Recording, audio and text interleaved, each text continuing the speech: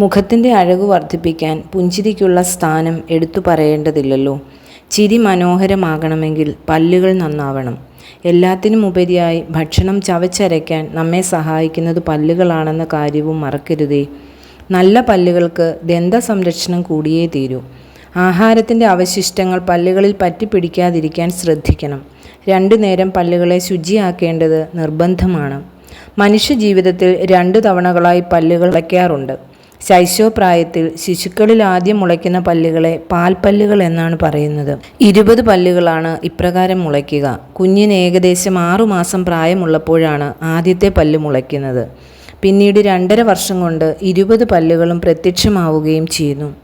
എന്നാൽ ഇവ ശാശ്വതമായി നിലകൊള്ളുന്നവയല്ല. പാൽപ്പല്ലുകൾ കൊഴിഞ്ഞു പോയി കഴിഞ്ഞ് രണ്ടാമതായി മുളയ്ക്കുന്ന പല്ലുകളെയാണ് സ്ഥായിയായ പല്ലുകൾ എന്ന് പറയുന്നത്. ഇങ്ങനെ സ്ഥായിയായ പല്ലിന് ഏതെങ്കിലും തരത്തിൽ ക്ഷതമോ മറ്റോ സംഭവിച്ച് പല്ല് പൊഴിഞ്ഞു പോകാൻ ഇടയായാൽ പിന്നെ അവയ്ക്ക് പകരം വീണ്ടും പല്ലുകൾ മുളയ്ക്കുകയില്ല. ഇവിടെയാണ് ദന്ത സംരക്ഷണത്തിൻ്റെ പ്രാധാന്യം നിലകൊള്ളുന്നത്. ഒരു മനുഷ്യൻ്റെ ജീവിതകാലം മുഴുവനും ഭക്ഷണം ചവച്ചരയ്ക്കാൻ സഹായിക്കുന്നത് പല്ലുകളാണ്. ഇവയ്ക്ക് പലതരത്തിലും കേടുപാടുകൾ സംഭവിക്കാനിടയുണ്ട് താനും. ശരിയാവണ്ണം ദന്ത സംരക്ഷണം ലഭ്യമാകുന്ന പക്ഷം പല്ലുകളെ കീടാണുക്കളുടെ ആക്രമണത്തിൽ നിന്നും സംരക്ഷിക്കാവുന്നതാണ്. അതിന് ദന്തപരിരക്ഷണം വളരെ ചെറുപ്പത്തിൽ തന്നെ ആരംഭിക്കേണ്ടതാണ്.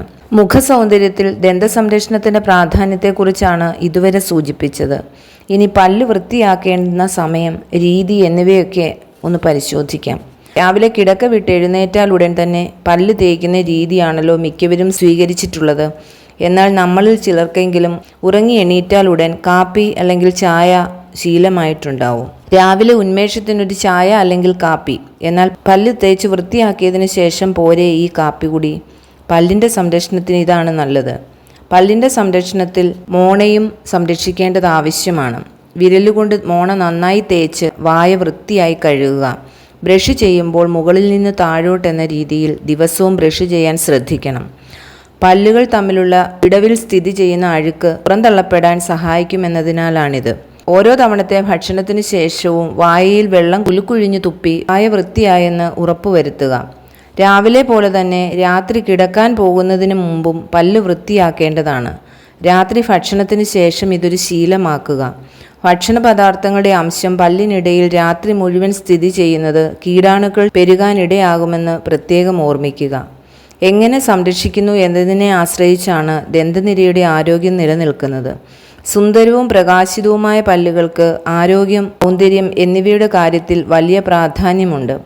എങ്ങനെ പല്ലുകൾ നന്നായി സംരക്ഷിക്കാമെന്നതിനെക്കുറിച്ച് നല്ല അവബോധം ചെറുപ്പത്തിലേ ഉണ്ടായിരിക്കണം. ജീവിതകാലം മുഴുവൻ അത് തുടരുകയും വേണം. ദന്തസൗന്ദര്യത്തിന് 10 കൽപ്പനകൾ. മുടങ്ങാതെ പല്ല് ബ്രഷ് ചെയ്യുക. രാത്രിയിലും പ്രഭാതത്തിലും മുടങ്ങാതെ പല്ല് തേക്കുക. ഭക്ഷണത്തിൻ്റെ അവശിഷ്ടങ്ങൾ പല്ലിൽ പറ്റിയിരുന്ന് ബാക്ടീരിയ ഉണ്ടാകാതിരിക്കാനും മഞ്ഞ നിറം വ്യാപിക്കാതിരിക്കാനും ഇത് അത്യന്താപേക്ഷിതമായ കാര്യമാണ്. നിത്യവും പല്ല് തേച്ചില്ലെങ്കിൽ പല്ലിൽ പ്ലാക്യൂ എന്ന വസ്തു ഉണ്ടാവുകയും പല്ലിന് മഞ്ഞ നിറം ഉണ്ടാവുകയും ചെയ്യും. ഇത് കാലക്രമത്തിൽ കറുപ്പ് നിറമായി രൂപാന്തരപ്പെടും. പുകവലിയും മുറുക്കും ഉപേക്ഷിക്കുക. പുകവലിക്കുന്നവർക്ക് ഒരിക്കലും തിളക്കമുള്ള പല്ലുകൾ ഉണ്ടാകില്ല. വെറ്റില മുറുക്കുന്നവരുടെ സ്ഥിതിയും വ്യത്യസ്തമല്ല. വെറ്റില മുറുക്കി പല്ലിൻ്റെ മോണയിൽ രോഗമുണ്ടാക്കാനും ക്യാൻസർ തുടങ്ങിയ മാരക രോഗങ്ങൾക്ക് വഴിയൊരുക്കാനും കാരണമായിത്തീരുന്നു. കോളകൾ കഴിക്കരുത്. വിവിധ നിറത്തിലുള്ള പാനീയങ്ങൾ ഇന്ന് മാർക്കറ്റിൽ എത്ര വേണമെങ്കിലും ലഭ്യമാണല്ലോ. ഇത്തരം കോളകൾ വാങ്ങി കുടിക്കരുത്. ഇവ പല്ലിന് നിറം പിടിക്കാൻ ഇട നൽകും. ഫ്ലൂറൈഡുകൾ വേണ്ട രീതിയിൽ മാത്രം. ആരോഗ്യമുള്ളതും തിളക്കമുള്ളതുമായ പല്ലുകൾക്ക് ഫ്ലൂറൈഡ് നല്ലതാണ്. പക്ഷേ ഫ്ലൂറൈഡ് അധികമായാലും അപകടമത്രേ. നമ്മുടെ നാട്ടിലെ ജലത്തിൽ ആവശ്യത്തിന് ഫ്ലൂറൈഡ് ഉണ്ട്. നമ്മുടെ പച്ചക്കറികളിലും ആവശ്യത്തിന് വേണ്ട ഫ്ലൂറൈഡ് ലഭിക്കുന്നുണ്ട്. അതിനാൽ ഇന്ത്യക്കാർ ഫ്ലൂറൈഡിൻ്റെ കാര്യത്തിൽ വലിയ നിർബന്ധം പിടിക്കേണ്ട കാര്യമില്ല. മരുന്നുകൾ.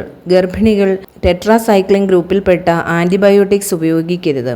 വയറ്റിൽ കിടക്കുന്ന കുഞ്ഞിൻ്റെ ഭാവിയിൽ ഉണ്ടാകുന്ന പല്ലിന് ഇത് കുഴപ്പമുണ്ടാക്കും. 12 വയസ്സുവരെ പ്രായമുള്ള കുട്ടികളും ടെട്രാസൈക്ലിൻ ഉപയോഗിക്കരുത്. ഉപയോഗിച്ചാൽ പല്ലുകൾക്ക് നിശ്ചയമായും കറുപ്പ് നിറം ബാധിക്കും. ഇടയ്ക്കിടെ പല്ലുകൾ ക്ലീൻ ചെയ്യുക. ഒരു ഡെന്റിസ്റ്റിനെ കണ്ട് പല്ലുകൾ ശുദ്ധമാക്കുന്നത് നല്ലതാണ്. വീട്ടുചികിത്സ. വീട്ടിൽ തന്നെ പല്ലു വെളുപ്പിക്കാൻ ഒരു ലായനി ഉണ്ടാക്കാം. 1 കപ്പ് ഹൈഡ്രജൻ പെറോക്സൈഡ് എടുക്കുക. അതിനൊപ്പം 1 കപ്പ് മൗത്ത് വാഷ് കൂടി ചേർക്കുക. തുടർന്ന് 2 കപ്പ് വെള്ളവും ചേർത്ത് വായ കഴുകാൻ ഉപയോഗിക്കുക. ഇടയ്ക്കിടെ ഇത് ചെയ്താൽ മതിയാകും. ബ്ലീച്ചിങ്. ദന്തൽ ക്ലിനിക്കുകളിൽ ബ്ലീച്ചിങ് നടത്താറുണ്ട്. ഇതിന് ദന്തിസ്റ്റിനെ കാണേണ്ടി വരും. ബോൺസിങ്. ദന്തിസ്റ്റിന് നിങ്ങളുടെ പല്ലിന് നിറം മാറ്റിത്തരാൻ കഴിയും. ഇതിനെയാണ് ബോൺസിങ് എന്ന് പറയുന്നത്. പല്ലിൻ്റെ പുറത്തു നിന്ന് നിറം പിടിച്ച ഭാഗം ചുരണ്ടി മാറ്റുകയും പകരം ഒരു പേസ്റ്റ് തേച്ച് പല്ല് ബലപ്പെടുത്തുകയും ചെയ്യുന്നതാണ് ഇതിൻ്റെ രീതി. പോഴ്സിലിൻ ലാമിനേഷൻ.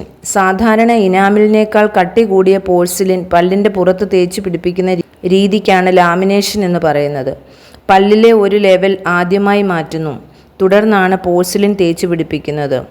ഈ പ്രക്രിയയ്ക്ക് ഏതാണ്ട് 2000 മുതൽ 4000 രൂപ വരെ ചിലവ് വരും.